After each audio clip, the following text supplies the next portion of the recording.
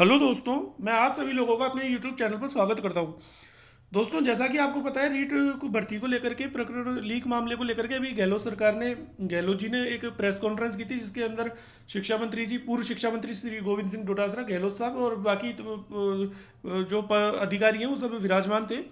तो दोस्तों, उसके अंदर जो बड़े फैसले लिए गए तो उनके ऊपर समीक्षा करेंगे। दोस्तों, अभी आप एक बात ध्यान रखना। देखो, एक तो जो हमने कहा था पहले इस चैनल पे, मैंने आपको पहले ही बता दिया था कि L1 रद्द नहीं होगी, नहीं होगी, नहीं होगी। लेकिन बहुत से लोग ये कह रहे थे नहीं, L1 भी रद्द होगी। तो मैंने आपको पहले कहा था रद्द केवल L2 होगी, यदि होगी तो बहुत बुरी कंडीशन में, बाकी L1 रद्द नहीं होगी। तो दोस्तों, इस बात से आपको पता चल गया होगा कि इस चैनल की दोस्तों वास्तविक सत्यता क्या है। हम जो बात करते हैं दोस्तों वो तथ्यों पे करते हैं, बिना तथ्य के हम कोई बात नहीं करते। तो दोस्तों, आपको पता चल चुका है कि L2 रद्द हुई है, L1 रद्द नहीं हुई, जैसा कि हमने आपको पहले ही बता दिया था।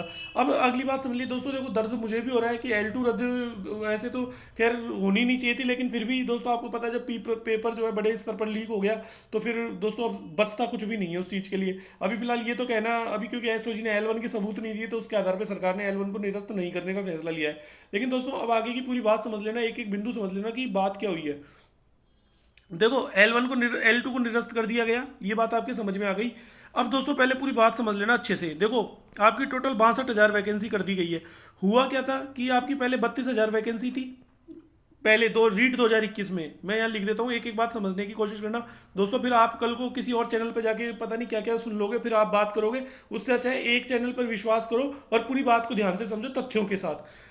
तो रीट 2021 में दोस्तों जो है 32,000 पत्ते आपके, और रीट 2022 जो ये वाली अभी थे आ रही थी, जिसकी एग्जाम 14-15 मई को होनी थी, तो दोस्तों इसके अंदर 20,000 पत्ते, आपको पता होगा 20,000। तो दोस्तों यहाँ से इसको 20,000 से बढ़ाकर पहले तो इसको अंदर 10,000 और जोड़ करके और इस भर्ती को दोस्तों 30,000 कर दिया गया है। पहली बात तो ये ध्यान से समझ लेना, ठीक है। अब बहुत से लोगों के मन में ये आ रहा है कि सर ये 30,000 अलग है और L2 को निरस्त कर दिया, तो L2 के जो 16,000 पद है, मतलब 15,000 तो यहाँ पे L1 के थे, 1,000 विशेष शिक्षकों के थे, और जो है 16,000 पद थे वो दोस्तों L2 के थे, आपको पता हो तो बहुत से लोग सोच रहे हैं कि अगली जो भर्ती होगी क्या वो 46,000 पदों के लिए होगी क्या।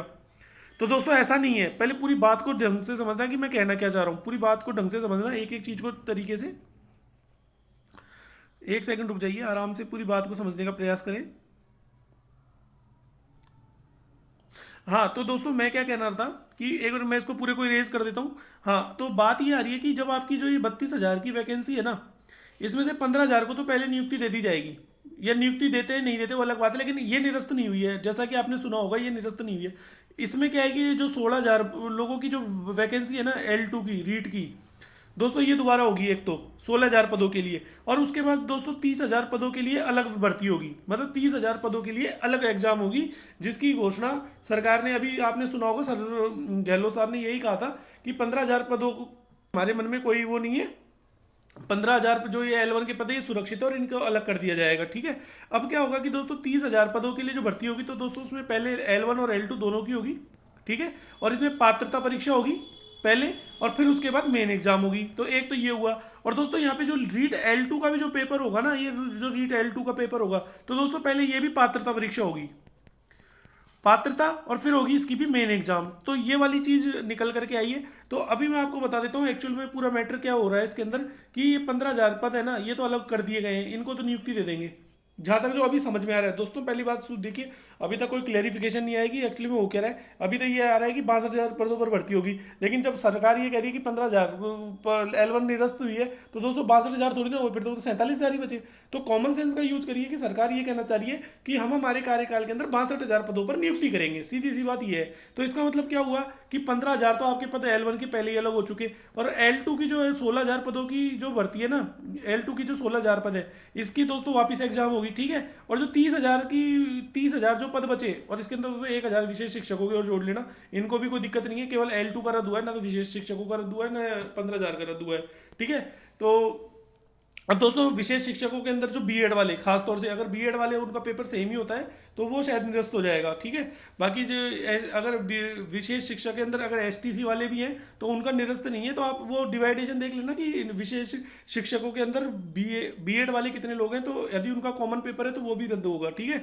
और यदि कॉमन नहीं है तो केवल लेवल 1 का ही रद्द होगा, सॉरी लेवल 1 का रद्द नहीं है। और उसके अंदर से आप 1,000 में से लेवल 1 की वैकेंसी आप शायद, मेरे को ध्यान है शायद 400 या 450 वैकेंसी L1 की थी और 550 L2 की थी, तो 450 तो बच जाएंगे और बाकी 550 का भी दोबारा एग्जाम होगा, जहाँ तक मेरे को लग रहा है। ठीक है, तो एक तो ये चीज़ होगी कि 16,000 पदों की तो अलग से एग्जाम होगी, और जो 32,000 पद है ना दोस्तों, इसके अंदर L1 और L2 दोनों शामिल है, जिसकी पूरी परीक्षा होगी वापस से L1 मतलब पात्रता परीक्षा, और उसके बाद क्या बोलते हैं आपकी मेन एग्जाम। और जो ये L2 निरस्त हुई है तो दोस्तों इसका भी यही प्रोसीजर होगा, पहले इसकी भी पात्रता परीक्षा होगी और इसका मेन एग्जाम होगा। तो दोस्तों फिलहाल ये वाली सिचुएशन आपके सामने आई है, तो मैंने आपको पूरी बात बता दी कि ये जो 62,000 का जो खेल है ना वो किस प्रकार पूरा होगा। तो ये वाली चीज़ है दोस्तों, सरकार ने मुख्यमंत्री अशोक गहलोत जी की दोस्तों एक बार बात सुन करके भी काफ़ी मतलब ऐसा लग रहा था कि जैसे वो लोग क्या सोच करके बैठे थे और उनके साथ क्या हुआ है दोस्तों, ऐसा अंदाजा उनको भी नहीं था कि इस मामले पर इतनी भयंकर, इस भर्ती प्रक्रिया में इतनी भयंकर चीटिंग होगी। तो दोस्तों और भी कोई अपडेट होगी तो मैं आपको जरूर बताऊंगा। आप इस चैनल से जुड़े रहें, लाइक करें, सब्सक्राइब करें, शेयर करें। और दोस्तों प्लीज़ आपसे हाथ जोड़ करके निवेदन है कि दोस्तों मैं जो बात करता हूँ वो निष्पक्ष रूप से करता हूँ दोस्तों, मेरा किसी को, क्योंकि देखो दोस्तों सत्य बोलना कोई पाप नहीं है, और मैं कोई व्यूज़ बढ़ाने के लिए अपना चैनल नहीं चलाता, मेरी केवल एक निष्पक्षता रहती है कि वास्तविकता आपके सामने लाई जाए। तो दोस्तों इस वीडियो में फिलहाल इतना ही। जय हिंद, जय भारत।